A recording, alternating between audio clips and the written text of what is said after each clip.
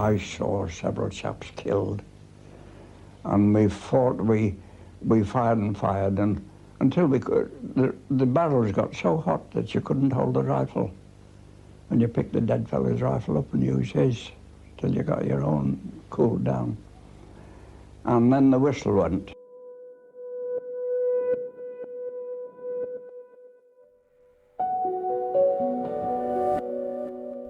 August 8th, 1918. Somewhere in the Somme Valley, in the darkest hour before a summer dawn, there are men lying still in the wet grass who have been awake for most of the night. They've been awake because they know what's coming. Because everybody knows what's coming. At 4:20 in the morning, the darkness comes apart. Nearly 500 guns open fire simultaneously behind the Canadian and Australian lines. Tanks emerge from a ground mist so thick that the leading waves of infantry can barely see the men in front of them. And amid the guns and the tanks and the advancing battalions, covering their flanks, suppressing German positions, laying down fire in long, precisely calculated arcs, are the crews of the Canadian Corps' machine gun units. The Battle of Amiens, the opening blow of what the German High Command will later call the Black Day of the German Army. In the 4 months that follow, the Canadian Corps will help break the Hindenburg Line, liberate town after town after town, and drive so fast and so far that even the generals who planned it will struggle to keep up with what's happening. And through all of it, through the 100 days that end the war, one of the defining tools of Canadian success will be the machine gun. The same weapon that 4 years earlier had made this war into something that no one had planned for, no one had fully imagined, and almost no one was prepared to survive. That's a particular kind of irony. The weapon that built the Western Front, that turned what everyone assumed would be a short, mobile, decisive war into 4 years of trench warfare, attrition, and industrial-scale killing, that weapon ends up being one of the primary instruments of Canadian victory. How does that happen? The answer starts as many catastrophically consequential things do, with one very clever man, a conversation he probably didn't take seriously enough, and an invention that changed everything it touched. Let's go back to 1882.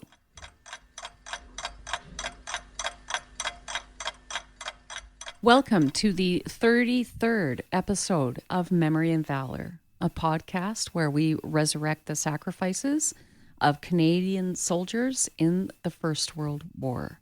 I'm your host, Samantha McRae. Thanks again for joining me at the crossroads where memory and valor meet. Today, in keeping with the recent history of podcast episodes where we've been exploring weapons of war, previously we've already done flamethrowers, tanks, we've done some aviation history, not necessarily a weapon, but yes, still a weapon. Today, we're going to be looking at machine guns.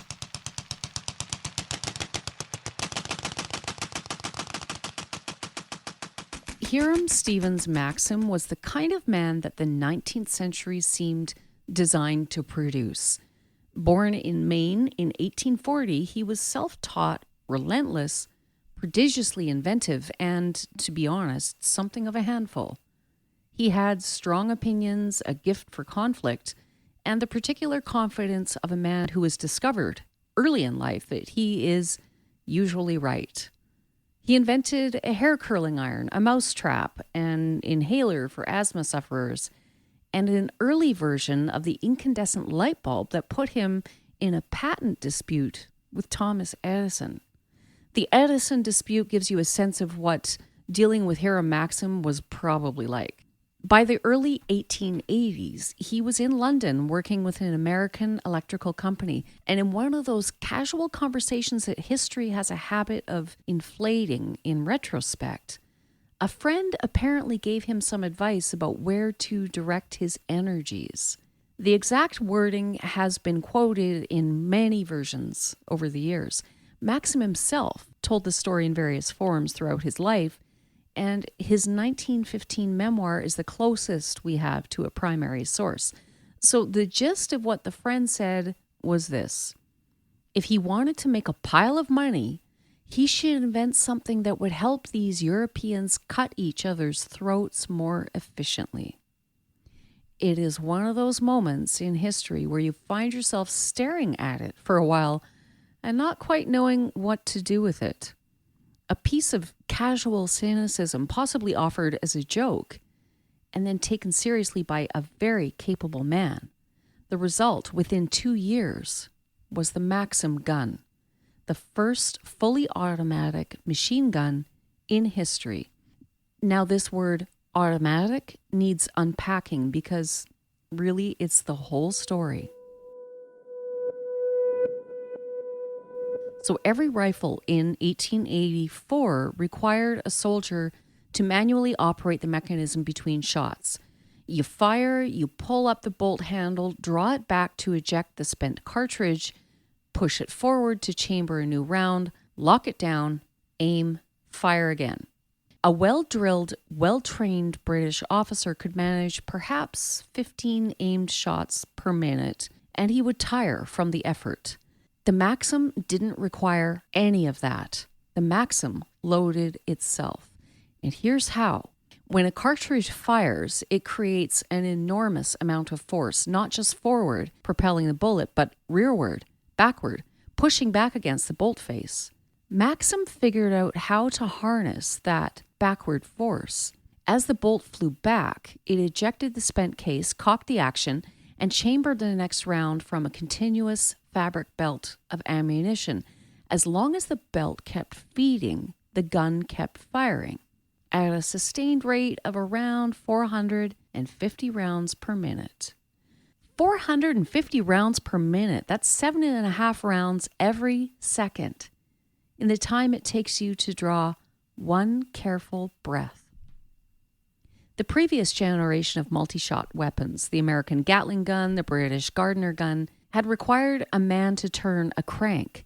They were fast by the standards of their day, but they demanded continuous human effort. The moment you stopped cranking, they stopped firing. The Maxim fired itself. The only human involvement required was keeping the belt fed and, crucially, keeping the water jacket cool. Because there was a water jacket, a metal cylinder surrounding the barrel filled with water. At sustained rates of fire, a rifle barrel gets hot enough to be unusable within minutes. The water jacket kept the Maxim's barrel cool enough to keep firing, and when the water began to steam, you added more. It was inelegant in its way, but it worked. Maxim demonstrated the gun to everyone who would stand still long enough to watch. The British Army tested it. Kaiser Wilhelm II had a go and reportedly found it impressive. The Swiss, the Russians, the Austro-Hungarians, they all had a look. The demonstrations were, by all accounts, something close to theatrical. Maxim understood that he was selling not just a weapon, but an idea, a new way of thinking about firepower, and he designed his demonstrations accordingly. He would fire the gun into a log or a bank of earth and then pull out the spent cartridges by the handful to show the rate of fire. He would sustain a burst for long enough that every observer could feel the arithmetic changing in their head. Every tactical calculation they had been trained to make, how many men you needed to hold a position, how long it took to fire a volley, what density of fire you could sustain on a given front, every one of those calculations became irrelevant. The gun rewrote the arithmetic of killing, and it did it in front of you, visibly, in a few seconds. European armies began to adopt the design, either Maxim's own version or the variants that proliferated in the years that followed. The British Vickers gun, which was a refinement of the original Maxim mechanism. The Maxim Gun Company itself was eventually absorbed into Vickers Limited, making the Vickers the direct corporate and mechanical descendant of Maxim's design, formally adopted by the British Army on November 26, 1912, and the German MG-08, which was essentially a German Maxim. Same basic principle, different army, different uniform, same terrible capacity. But here's the thing about revolutionary weapons. Armies tend to figure out how to use them first in places where only one side has them. The Matabele War of 1893 in what is now Zimbabwe provided one of the earliest demonstrations of what the Maxim could do against massed infantry. A Matabele Impi, a well-organized, disciplined fighting force that had defeated adversaries before, charged British and settler positions and was met by Maxim fire. The results were catastrophic and one-sided in the manner that was becoming characteristic of these engagements. Contemporary accounts by British participants describe something they had no adequate language for. Not a battle in the conventional sense, but a kind of mechanical harvest. At the Battle of Omdurman in Sudan in September 1898, a young British cavalry officer named Winston Churchill watched as 6 Maxim guns helped shatter a modest army many times the size of the Anglo-Egyptian force. The Mahdists were brave and numerous and completely without cover in the open ground before Omdurman. The Maxims swept them. Churchill wrote about it afterwards in his book, The River War, and even allowing for the imperial assumptions that inflect his account. It is a passage that does not permit easy reading. He describes the Mahdists falling in waves, their discipline and courage counting for almost nothing against an automatic weapon they had no means of suppressing. The lesson that European armies took from this, consciously or not, was when you have the machine gun and the other side doesn't, it's a slaughter. The lesson they hadn't fully absorbed was what happens when both sides have it. It seems almost impossible in retrospect that this wasn't the first question anyone asked, and in fairness, some people did ask it. Some soldiers and theorists in the 1890s and early 1900s wrote about the implications of automatic weapons for European warfare and the way that rapid-fire weapons would force infantry off the open ground and into cover, about the defensive advantages they conferred, about the costs of attacking well-defended positions. The warnings were there, in print, in various military journals, if anyone cared to read them. But military institutions, then as now, are better at planning for the last war than the next one.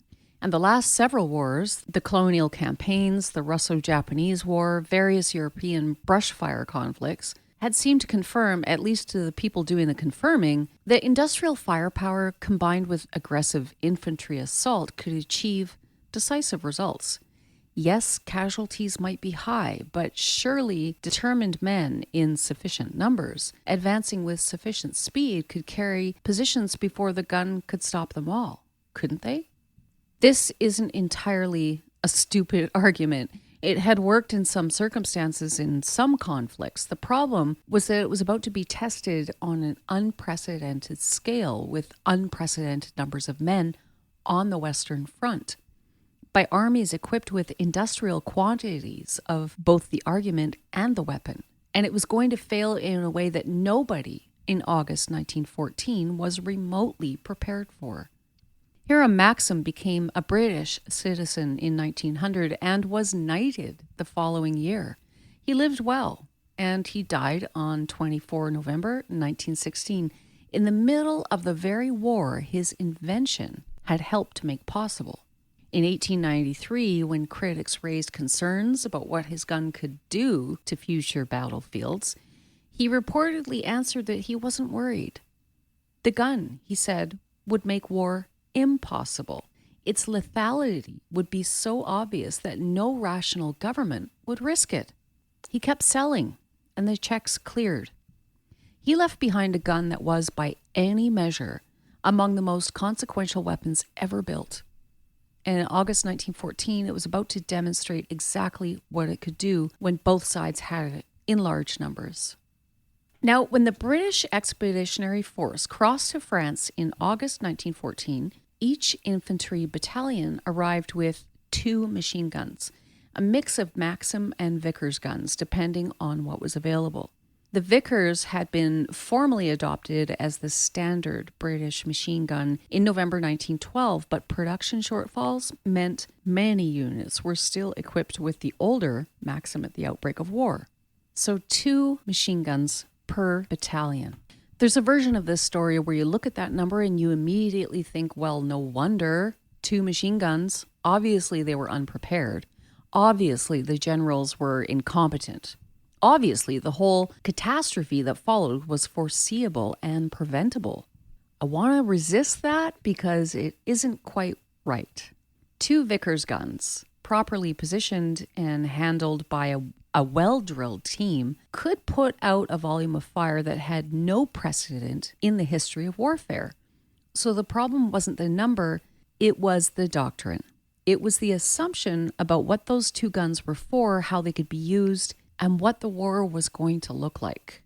The assumption in August 1914 was that the war was going to look like movement, cavalry, infantry advancing, artillery supporting, flanks to be found and exploited, a decision to be forced before winter. Everybody's operational plans assumed a short, mobile, decisive campaign that would have everyone home by Christmas. The Germans had given the machine gun more careful thought. Their peacetime establishment was higher, and their doctrine was more explicitly built around using the gun as a primary defensive weapon rather than a support asset. But even the Germans were planning for movement. Even they assumed the war would be decided in the field before the end of the year. And for a few extraordinary weeks, it was. The opening campaign of the First World War was unlike anything that followed it. Cavalry actually moved and armies actually marched tens of kilometers in a day. Battles swept across large pieces of ground. The German plan called for a massive wheeling movement through Belgium and northern France to envelop the French armies from the north. The French were attacking in Alsace-Lorraine, convinced their offensive spirit could overcome German firepower. The BEF took up position on the French left flank and marched into Belgium to meet the German advance. The 2 forces collided at the Belgian town of Mons on August 23rd, 1914. What happened at Mons has become one of those stories that historians keep returning to because it captures something essential about the beginning of the war. The BEF was smaller than the German force it was facing, but it was professionally trained to a standard of musketry that had no equal among any army on the Western Front. British infantry were expected to fire 15 aimed rounds per minute, a standard called the Mad Minute, and many could exceed it. When German infantry advanced toward the BEF's position along the Mons-Condé Canal, they walked into rifle fire so rapid and so accurate that German unit commanders initially reported that they were being engaged by approximately 28 machine guns per battalion, when in fact each battalion had 2. It's kind of a remarkable image. Individual British soldiers firing aimed rounds at aimed targets so fast and so accurately that the effect was indistinguishable from a machine gun. It tells you something about what the pre-war regular BEF was. It also tells you something about how short-lived that world was going to be, because that standard of individual marksmanship requires years of peacetime training to develop. And the BEF that existed in August 1914 was the only one of its kind that would ever exist. Everything after it would be improvised.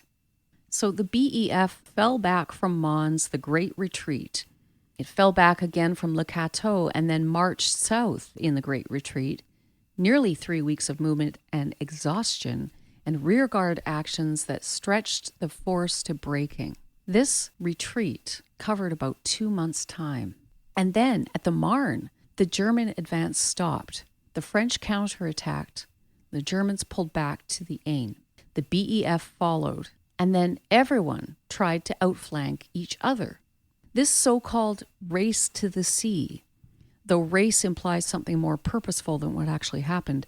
What happened was that both sides kept trying to get around the open northern flank of the other, and both sides kept failing. And the line of entrenchments kept extending northward, kilometer by kilometer, until there was no more north to go. By November 1914, the front line ran from the English Channel to the Swiss border. Over 600 kilometers of trenches, no open flanks, nowhere to go except forward. At First Ypres in the autumn of 1914, the German army launched major assaults against the British line with the massed infantry tactics that every European army had trained for. Waves of men advancing in close order, pressing forward, accepting casualties to close with the enemy. The Vickers crews cut them down. The German infantry were brave, and there were many of them, and it made no difference. The BEF was outnumbered and nearly destroyed, losing in a few weeks most of the professional soldiers it had sent to France in August, men who would come to call themselves the Old Contemptibles, a name they reportedly reclaimed with pride from an alleged German slight whose exact origin remains disputed. But even as it was being bled white, the BEF held the line. The human cost of that autumn is almost incomprehensible. The BEF had crossed to France in August 1914, a compact professional force trained to standards of individual skill that had no equal among any army on the Western Front, had by the end of First Ypres lost the great majority of its pre-war regulars. The men who replaced them were volunteers, enthusiastic and patriotic, and almost entirely without the years of professional training that had made the Old Contemptibles what it was. They would learn. But they were going to learn in the trenches under fire, and that education was going to be extraordinarily expensive. Meanwhile, the German army on the other side of the wire was discovering the same problem from the other direction. They had the machine gun in numbers, they had well-built defensive positions, and they were finding, as every army on the Western Front found, that while defense was relatively straightforward, attack was catastrophically expensive. The machine gun was a nearly perfect defensive weapon. As an offensive weapon, or as a weapon to be defeated in the attack, it was a defining problem of the war. The Germans would launch their own major offensives in 1915 and 1916 and run into exactly the same wall that confronted the British and French. The mathematics of the beaten zone were indifferent to whose side you were on. So both sides dug in. They didn't dig in because someone ordered them to. They dug in because standing up in the open in front of positions defended by machine guns was a form of suicide that even the most aggressive general eventually had to acknowledge. The trenches were not an accident. They were not a failure of imagination. They were the rational, inevitable response of human beings to a weapon that made movement across open ground lethal. So in that sense, the machine gun built the Western Front. The trenches were just what you did when the machine gun told you to get underground or die. By the time the 1st Canadian Division arrived in France in February 1915, the shape of the war was set. As G.W.L. Nicholson's History of the Canadian Expeditionary Force makes clear, the Canadians arrived equipped and organized along British lines, which meant, in machine gun terms, an establishment that everyone already recognized as dangerously inadequate to the realities of the war they were entering. They were about to get a very direct education in what adequate looked like. Charles Darwood Skeates was a barber from Ingersoll, Ontario. He enlisted at Swift Current, Saskatchewan in March 1916, and he served as a machine gunner with the 46th Battalion through Passchendaele, Amiens, and the Oppie Front. He was not a theorist. He was not an officer writing a report. He was a man who stood in the ground we've been talking about, and he found only one analogy that fit. Machine gun bolts are, you couldn't believe it unless you went through it. They were just like hailstones, come right, about 4 or 5 feet in front of you. You couldn't believe it unless you'd experienced it. Just like hailstones there, and it was machine gun bullets coming from these outposts they had there. Hailstones, 4 or 5 feet in front of you. That's what it was. Not the distant mechanical abstraction of a rate of fire table, not a diagram with beaten zones and traverse arcs. Hailstones coming at you from outposts you couldn't see. In a field you had to cross. Charles Skeates tried to find a word for what it was like and kept coming back to the same one. The closest thing in his experience to that particular density of flying metal wasn't anything from a war, it was weather. Let me tell you about the beaten zone. I've brought that up a couple of times, and it's a term that appears constantly in tactical manuals from the First World War, and I think it's one of the most important concepts for understanding why the Western Front was what it was. The beaten zone is the area of ground reliably covered by a machine gun's fire, given a fixed position, a fixed elevation, and a defined traverse arc. You could calculate it. You could draw it on a map. And on the maps of the Western Front, the beaten zones of opposing machine gun positions overlapped and interlocked into a grid, like a mesh of lethal coverage that left, theoretically, almost no safe path across open ground between the lines. But before we get to the maps, let me tell you about the sound.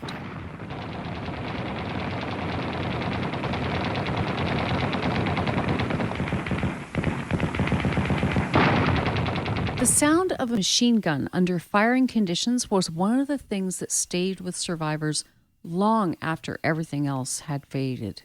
The German MG-08, the Maxim-derived weapon that was the German Army's primary heavy machine gun throughout the war, fired at a rate that veterans consistently described as a distinctive metallic hammering, regular, mechanical, utterly unlike the sporadic crack of rifle fire. The British Vickers had a similar cadence at its sustained rate. Both weapons made a sound that soldiers who heard it for the first time were unprepared for, not because they were unfamiliar with gunfire, but because the sustained rhythmic quality of it communicated something that no single shot could. A rifle was an event. A machine gun was a condition. A state of the world that persisted around you, that told you the ground ahead was occupied and watching, and that would not stop. What that sound communicated to anyone who heard it for the first time was not the chaos of combat, but something almost worse, deliberateness. A machine gun didn't fire in anger, it didn't fire by accident. It fired because a human being was controlling it, directing it at the place where you were or the place where you were going to be. It was the sound of intention aimed at you specifically, even when in the terrible mathematics of it, it wasn't aimed at you at all. It was covering ground. So let's think about what that means in practice. A single rifleman, however accurate, covers a narrow cone of fire. His bullets go where he aims, and he has to aim at a specific target he can see. A machine gun on a fixed mounting can be set to traverse, to sweep from left to right across a defined arc, predictably, consistently, at the same rate every time. It doesn't need to aim at a specific soldier. It just covers the ground. And if the ground you need to cross is covered, then crossing it requires running through the beaten zone and hoping that the mathematics work in your favor this time. More devastating still was enfilading fire, flanking fire, sweeping along the line of advance rather than directly against it. So a machine gun positioned at the end of a trench or at the corner of a wood or on a slight rise to the side of an attacking force, that gun doesn't need to face the attackers head on. It fires across them. Its beaten zone runs parallel to their line of advance. You can't shelter behind a ridge that protects you from fire directly ahead when the fire is coming from the side. You can't hide behind a dead comrade when the bullets are coming from the wrong direction. Flanking fire from carefully selected positions killed more than frontal fire, and the German defensive doctrine had thought hard about this. The positions were chosen not for what they could see, but for what they could cover. This is the geometry of the Western Front. Not lines, not a front. It was a grid. an interlocking system of beaten zones that turned open ground into something functionally different from any battlefield that had come before. Soldiers who survived had learned to read it. They learned which directions of movement left them exposed and which might put them in dead ground. A fold in the earth, a deep shell crater, a slight depression that the gun's beaten zones didn't quite reach.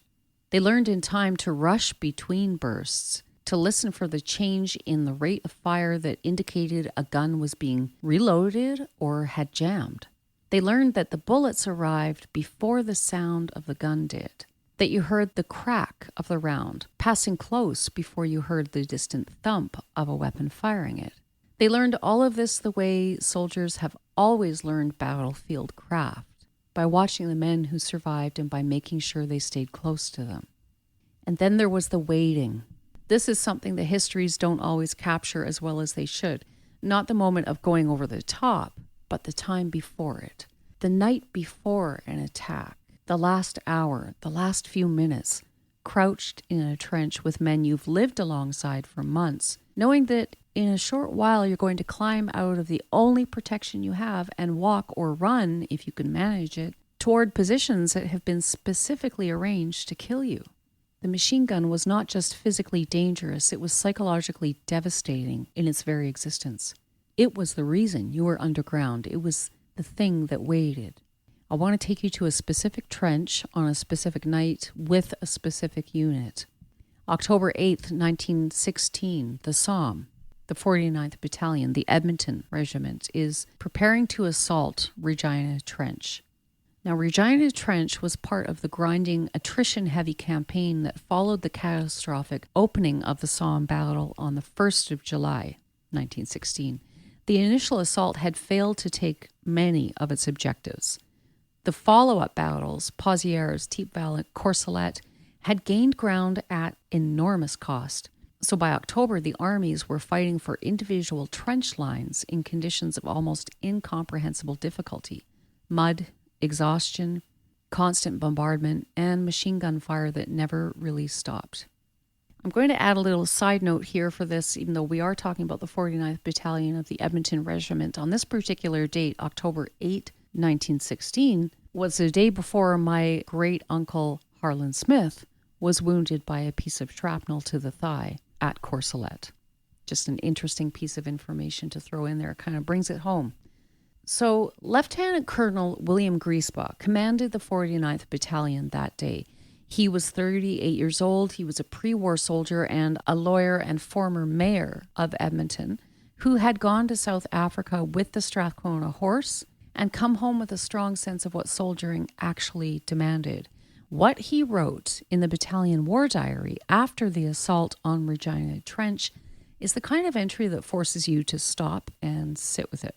What Griesbach documented in careful, unsentimental prose was the systematic destruction of his attacking companies by machine gun fire from positions that the preliminary bombardment had failed to neutralize. His men had gone forward.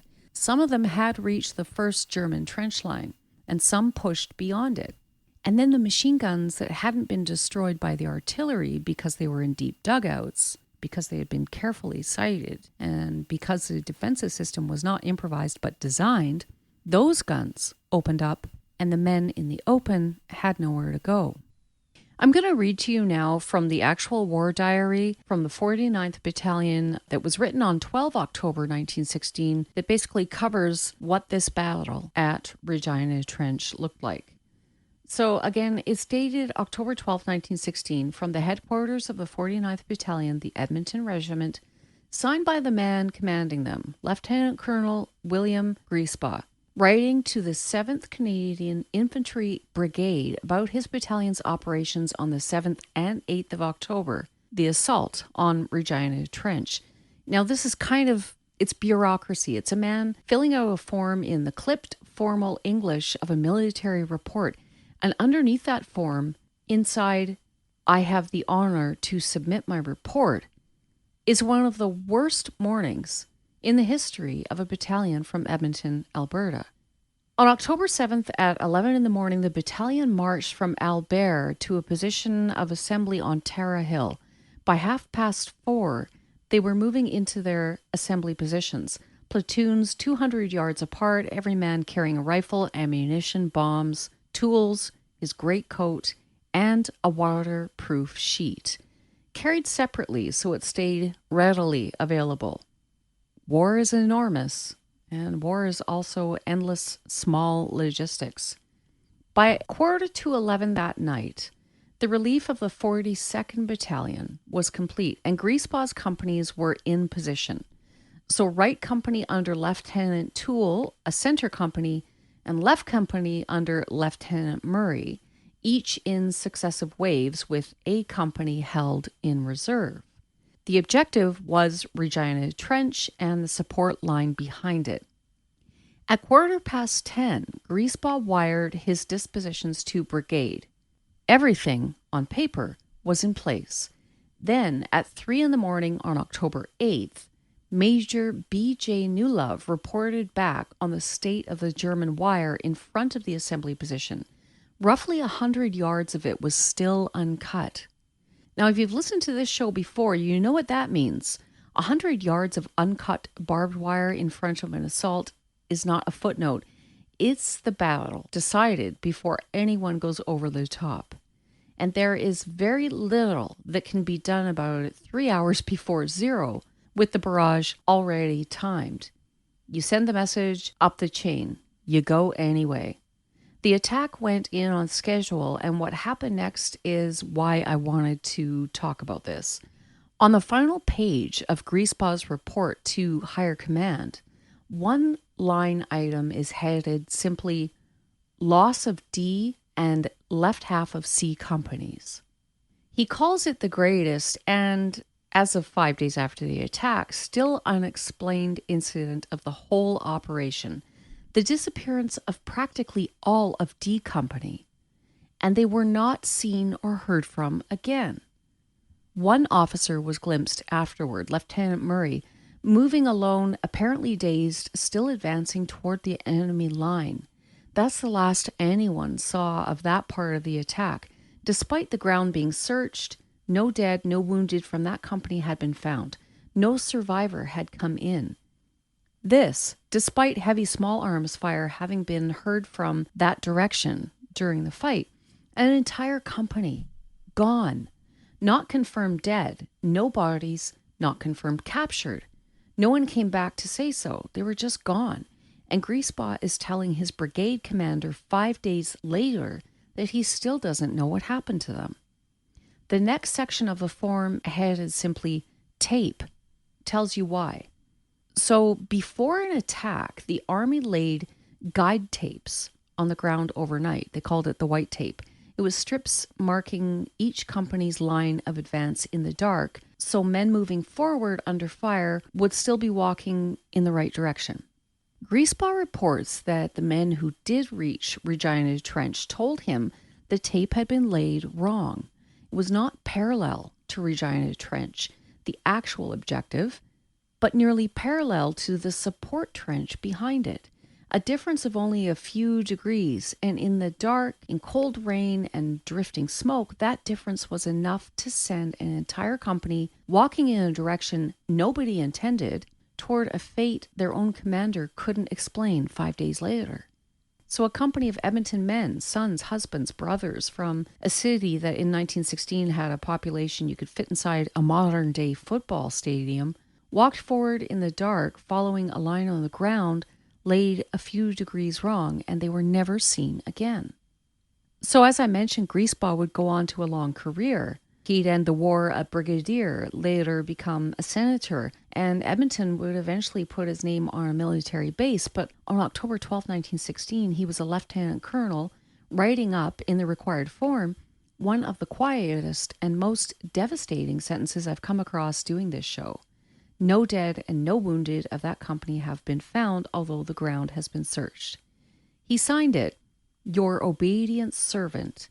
Then he went back to commanding what was left of his battalion.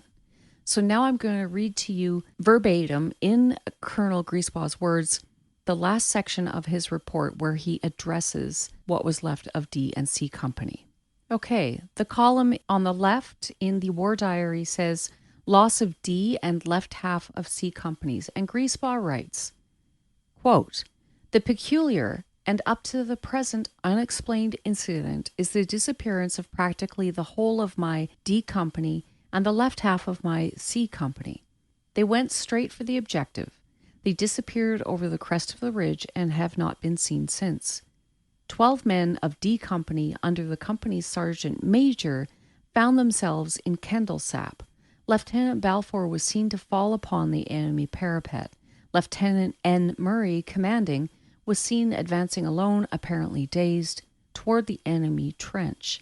Not many dead and wounded of this company have been found, although the ground has been covered up to the German wire, nor was the sound of protracted bombing or small arms fighting heard from that direction. It will be remembered that my right and right half center company lost direction and got into Kenora Trench. Officers and men of this company declare that the tape was laid more nearly parallel to Kenora Trench than Regina Trench, which accounts for their deflection. I have the honor to be, sir, your obedient servant, signed W.A. Griesbach, Lieutenant Colonel, commanding 49th Canadian Battalion, Edmonton Regiment." Tim Cook, in his essential history at the sharp end, draws on entries like Griesbach's to make an argument that I find both important and difficult. By late 1916, the killing mechanics of the Western Front were understood in granular detail by the officers and men suffering under them. They knew where the bullets were coming from. They knew why.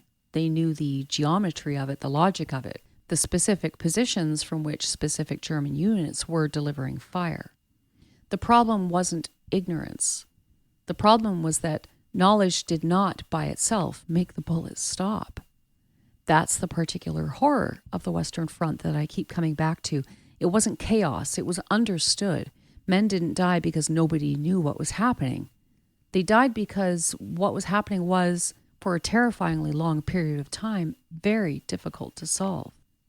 Leonard Wood was born December 4th, 1891 in Oakville, Ontario. He was 86 years old when filmmaker Gordon Reed sat down with him in 1978 and asked him about the war. He'd had 60 years to find the right words, and what he came up with was this. These bullets come whizzing by and over your head, and you wonder where they're all coming from. But there's three different armies in front.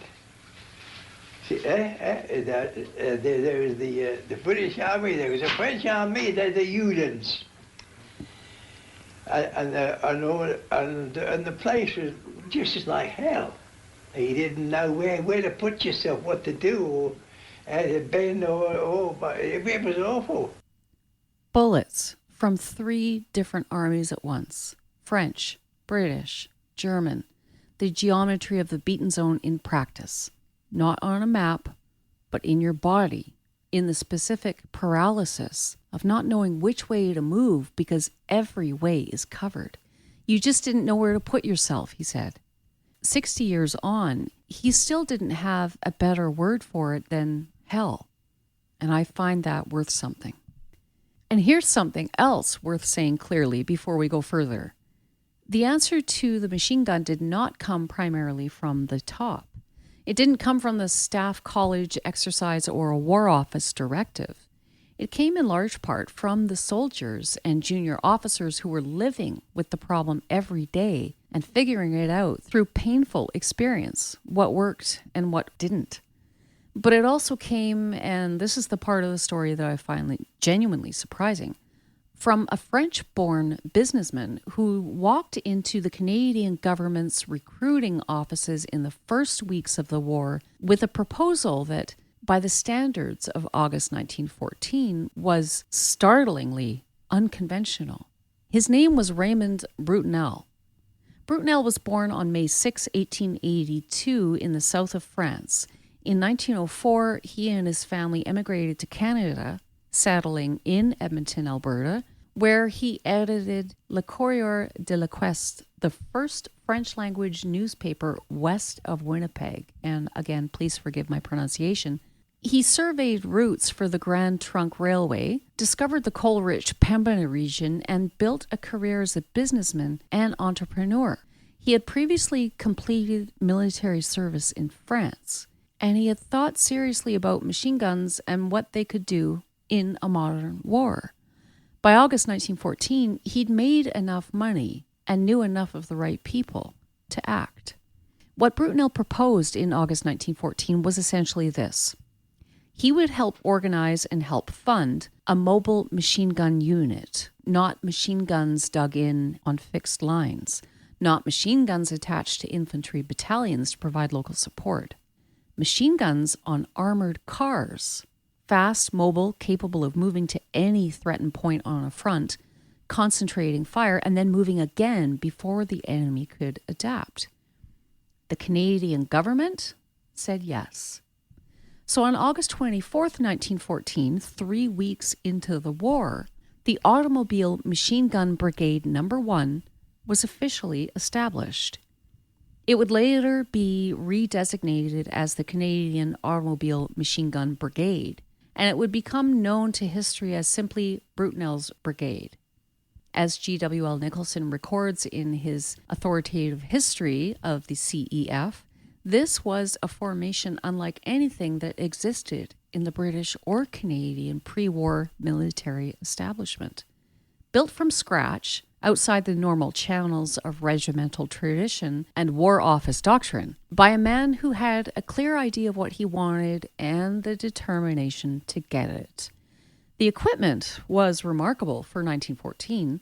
8 armored vehicles, auto cars, manufactured by the Auto Car Company of Ardmore, Pennsylvania, each mounting 2 Colt Model 1914 machine guns. Additional support vehicles and officer cars completed the convoy. The Colt guns would later be replaced by the superior British Vickers, but the concept remained constant. Firepower that could redeploy faster than the battlefield could adapt to it.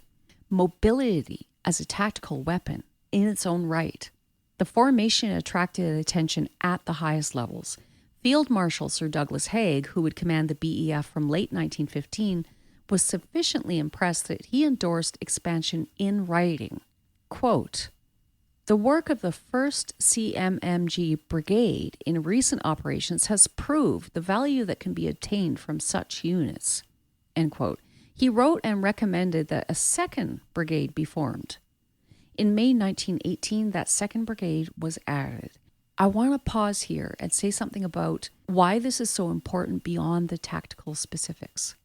The Canadian Corps in 1914 and 1915 was a new army. It had no generations of institutional memory telling it how things were supposed to be done.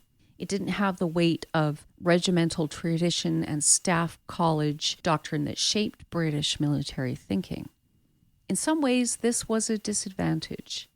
The Canadians arrived in France without the deep institutional knowledge of how to run a military machine at scale, but in other ways, particularly in the willingness to try things that the existing establishment would have resisted, it was an extraordinary asset.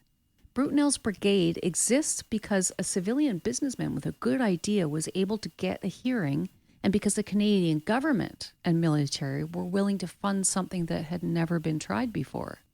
Meanwhile, at the level of the individual infantry platoon, a different kind of evolution was happening, one that was going to change how infantry fought at the most basic tactical level. The Lewis gun. Now, the Lewis was an American design invented by a U.S. Army colonel named Isaac Newton Lewis, who, in a piece of institutional irony that the century seems to have been full of, was told by the U.S. Army that they weren't interested in his gun and took it to Europe instead. The British Army adopted it and began issuing it to infantry units in significant numbers through 1915 and 16. Compared to the Vickers, the Lewis was light, 28 pounds in its infantry configuration, still heavy by any normal standard, but dramatically lighter than the Vickers on its tripod, which needed a dedicated crew and substantial position to set up effectively. More importantly, The Lewis could be carried by one man and fired from a bipod. One man or a two-man team, one carrying and firing, one carrying ammunition, could advance with the Lewis gun, drop into a shell crater, lay down suppressive fire on a German position, and cover another section moving forward. This is fire and movement. It's a concept that sounds obvious now because it's been absorbed into military doctrine so thoroughly that it seems almost like common sense. It wasn't so obvious in 1915. Working it out in practice, in the mud, in the shell craters, with weapons that overheated and drum magazines that needed changing every 47 rounds, under fire, under pressure, without anyone having written the manual yet, was genuinely, brutally difficult. What it meant at the level of the platoon was that the machine gun was no longer just the thing that stopped you. It was also the thing that could cover your advance.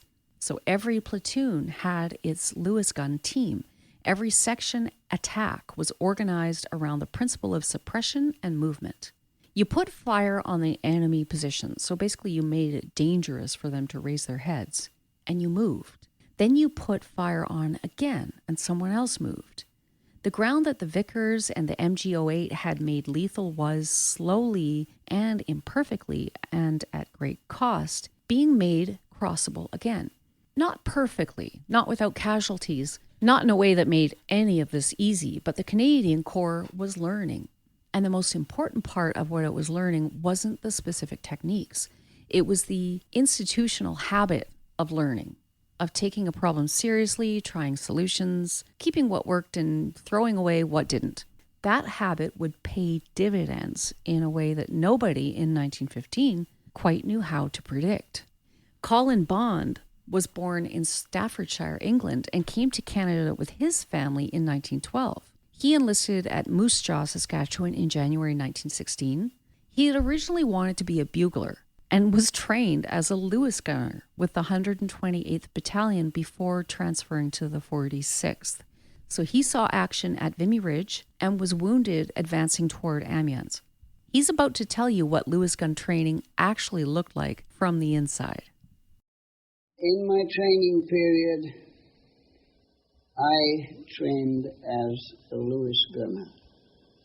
Now, many people of the outer world might not realize what it was to train as a Lewis gunner. But you train to this extent, they'd throw a disassembled Lewis gun into a gunny sack, blindfold you, and put it together. You'd say, put it together. That was one of the tests. Did you ever hear that one? Yeah. Yes, I went through that. And I liked the Lewis gun, and I followed it all the way through until we eventually was transferred. After Passchendaele, was transferred to the 46th Battalion.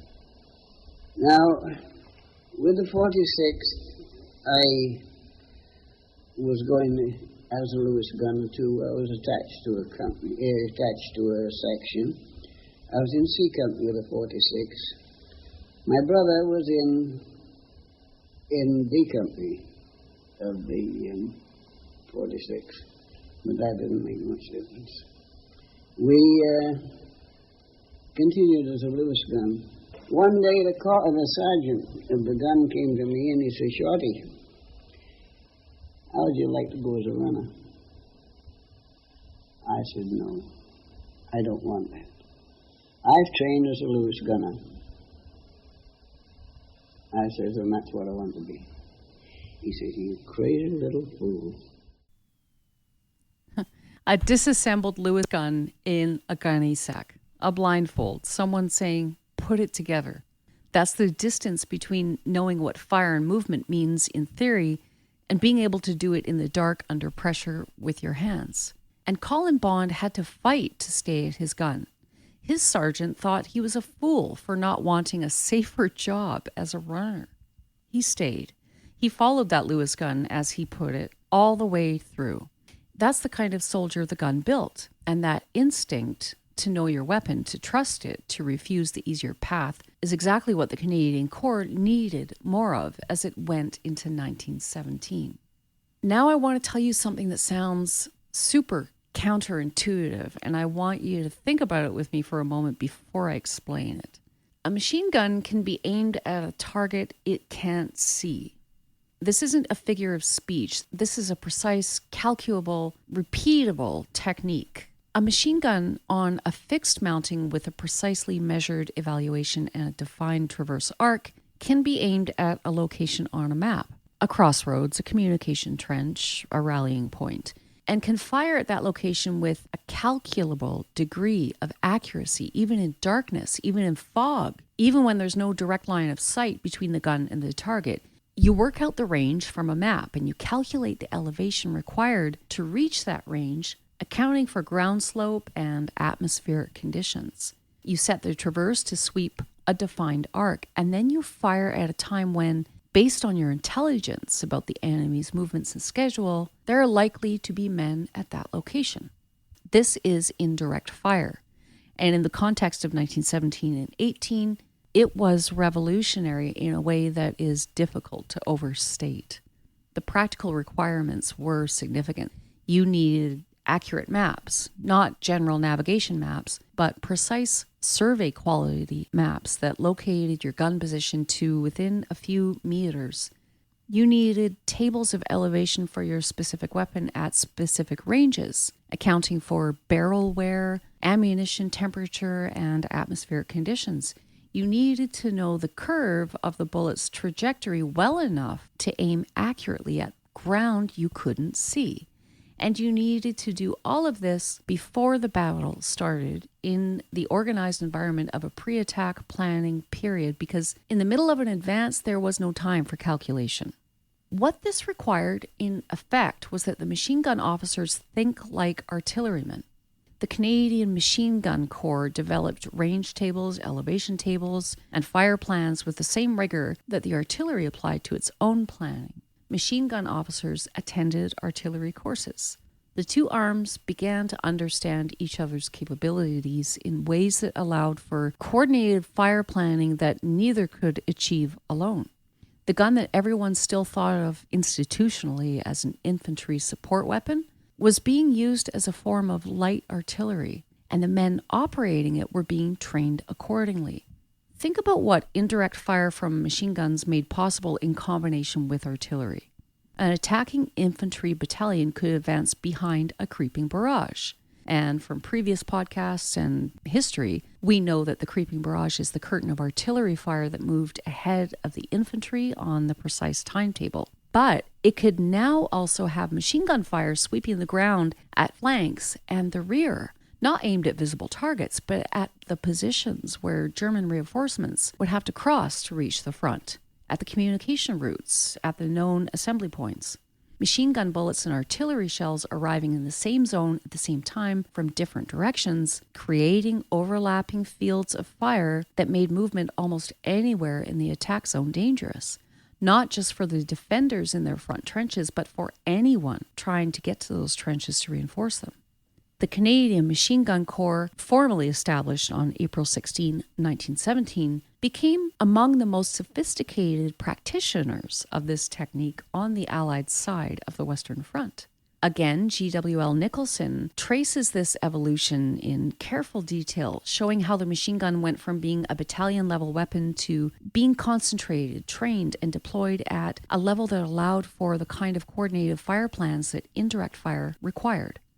By the time of Vimy Ridge in April 1917, the assault that has become in many ways the defining Canadian military achievement of the war, machine guns were an integral, carefully calculated component of the fire support plan, coordinated with the artillery and the infantry in a way that would have been barely recognizable to the men who crossed to France in 1914.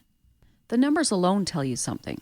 During the Vimy operation, the Canadian Machine Gun Corps and attached British units deployed 362 Vickers guns. Of those, 104 went forward with the attacking infantry. The other 258 were used exclusively in the indirect barrage role. firing over the heads of their own men at targets plotted on maps at a rate that consumed nearly 5 million rounds of ammunition allocated for the creeping barrage. Nearly 5 million rounds from machine guns in one battle. And then came 1918. By 1918, Brutinel's concept had grown into something larger and more ambitious than even he had probably imagined in August 1914.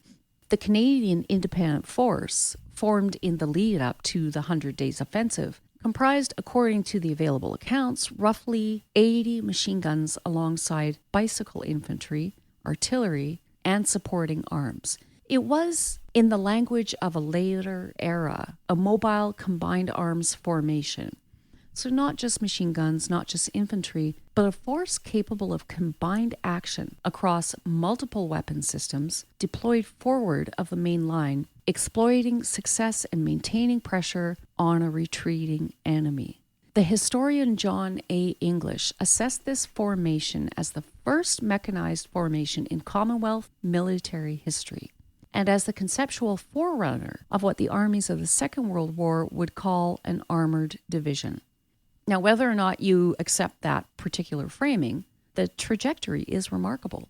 From Brutinel's 8 armored auto cars in 1914 to a mobile combined arms force capable of exploitation operations in 1918, that evolution happened in 4 years, mostly through hard experience, through soldiers and officers figuring out what the weapon could do and pushing its possibilities as far as they would go.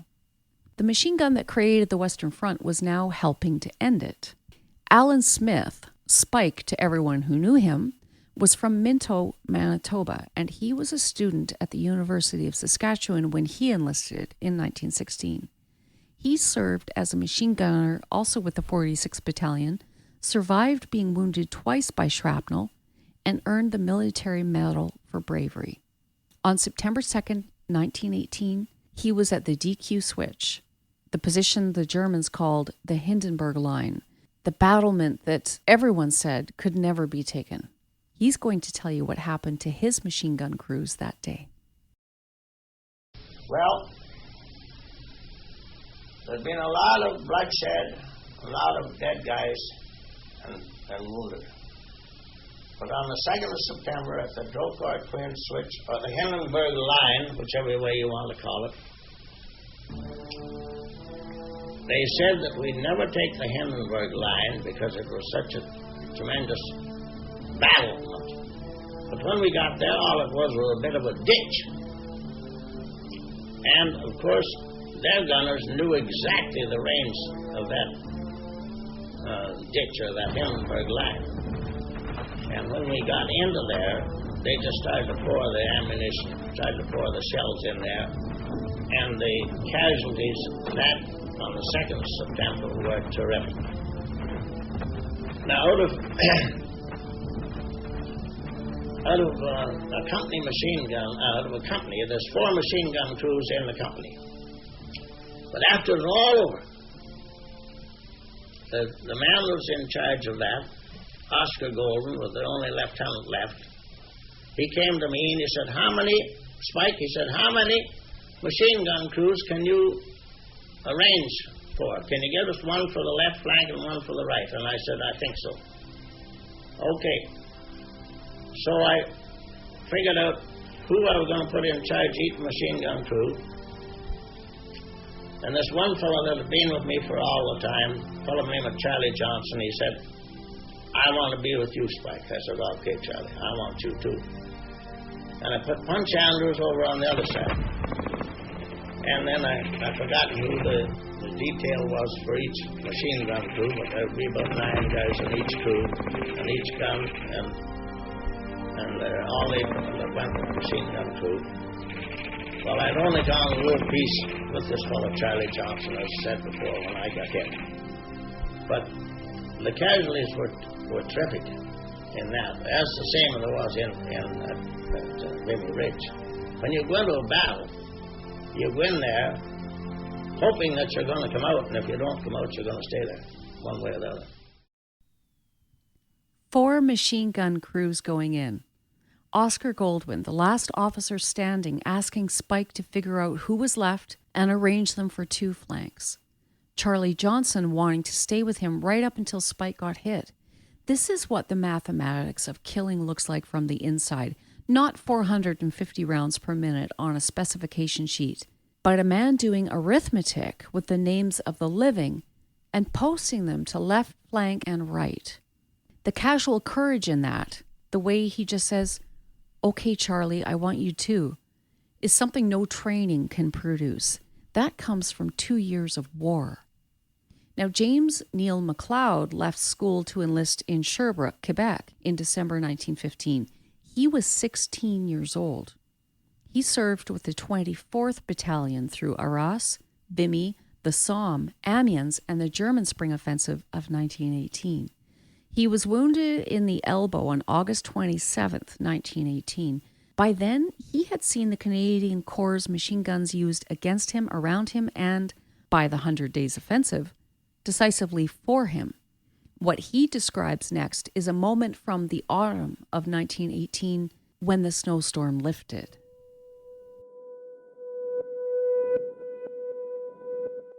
I know when the snowstorm let up, our machine gunners had the field day because the Germans were running and left the front,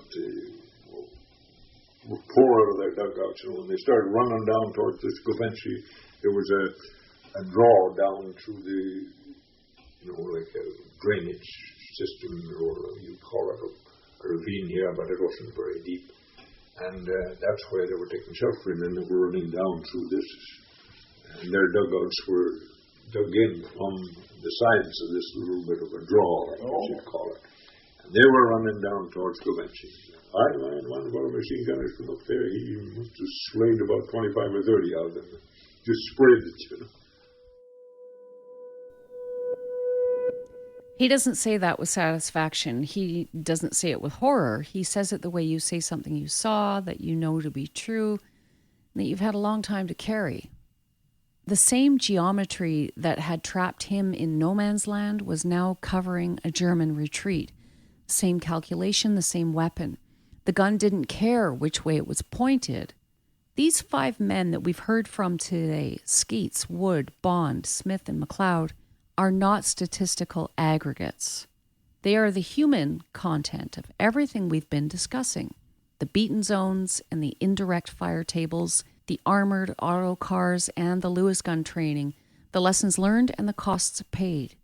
We owe them the discipline to understand exactly what they went through, which means we need to talk about one more morning. I've been circling a date since the beginning of this episode. It's time to name it properly. July 1st, 1916. Now, we just spent a full episode on that morning a week ago, but I want to stop here at the end of this one and tell you what you know now that you didn't have before we started, because it changes the way you're going to hear that story. So now you know what the machine gun does, not just that it fires fast. You know the beaten zone, the carefully calculated area of lethal coverage that can be drawn on a map. You know what enfilading fire is, that flanking fire that sweeps along the line of advance and makes shelter from the wrong direction impossible. And you know the geometry of interlocking arcs, 2 or 3 guns positioned so that their beaten zones overlap and cover the same ground from different angles so that no fold in the earth gives you reliable protection. You know that a Vickers, properly staffed and supplied, can sustain roughly 450 rounds a minute for a very long time. You know that the water jacket means the barrel doesn't overheat the way a rifle barrel would. You know that a well-positioned 2-man crew can keep a gun firing through almost everything short of a direct artillery hit. Now I'm going to tell you one more thing about July 1st, 1916, because as I sit here today, it's only July 3rd, 2026. We're only 3 days beyond the 110th anniversary of the morning of this battle. The British Army knew well before the Battle of the Somme, from aerial reconnaissance, from prisoner interrogations, from the evidence of previous attacks, that the German defense positions in the Somme sector were deep. In some places, the German dugouts had been cut into the chalk 30 feet or more below the surface, 30 feet underground, and we've talked about this in previous episodes. Deep enough to shelter men and weapons through even a prolonged artillery bombardment in relative safety until the moment the bombardment lifted. So the British plan, as we know, was to bombard those positions for 7 days, at least, the largest artillery bombardment in history to that point. The bombardment was supposed to destroy the German wire, crater the German trenches, and, crucially, neutralize the German machine guns. When the infantry went over the top on the morning of July 1st at 7:30 a.m., the guns were supposed to have already done the work. The infantry were, in theory, advancing to occupy positions that had been rendered untenable by shellfire. At 7:30 a.m. on July 1st, the bombardment lifted and the Allied infantry advanced. And the German machine gunners came up from their dugouts. The British and Dominion forces suffered approximately 57,000 casualties on that single day, the worst day in the history of the British Army. Most of them fell to machine gun fire. The last episode we did, which talked about the Newfoundland Regiment and specifically the story of the brothers Harry and Alfred Hines, we stood in a specific field in France at Beaumont-Hamel, and we walked forward from the jumping-off trenches of the Newfoundland Regiment across the ground called the Y Ravine and toward the German line. And we talked about what happened to those brothers who went forward together from the same trench on that morning. But I'll tell you this right now, at the end of this episode, you know enough now to understand what they were walking into. You know the math of it. You know the sound, the particular signature of the German MG08, the beaten zones plotted on German maps, the enfilading positions chosen before a single Canadian or British soldier climbed out of a trench. You know what 450 rounds per minute looks like on a diagram. And you know, because you've heard the men who survived it tell you, what it feels like in your body and mind when that fire is aimed at you. Secondhand, anyway. Knowing all of that and going anyway, that might be the most important thing to understand about the men of the First World War.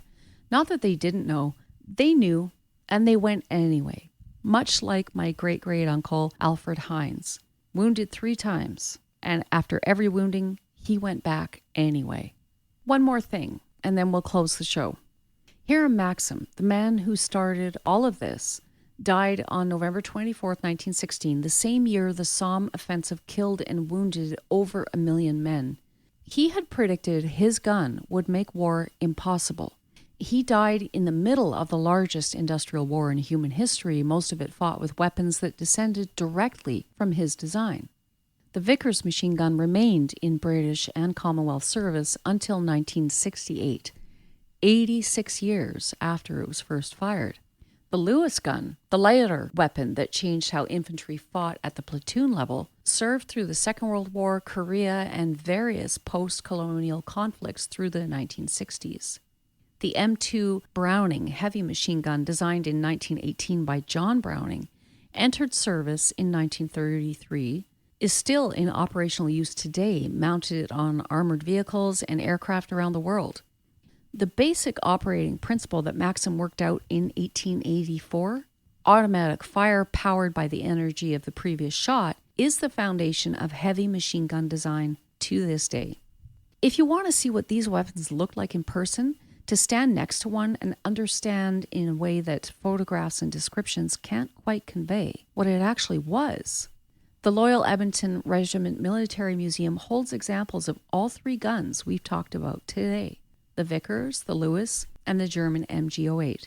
They're all here at the Military Museum. Go see them. And when you're here, come find me and say hi.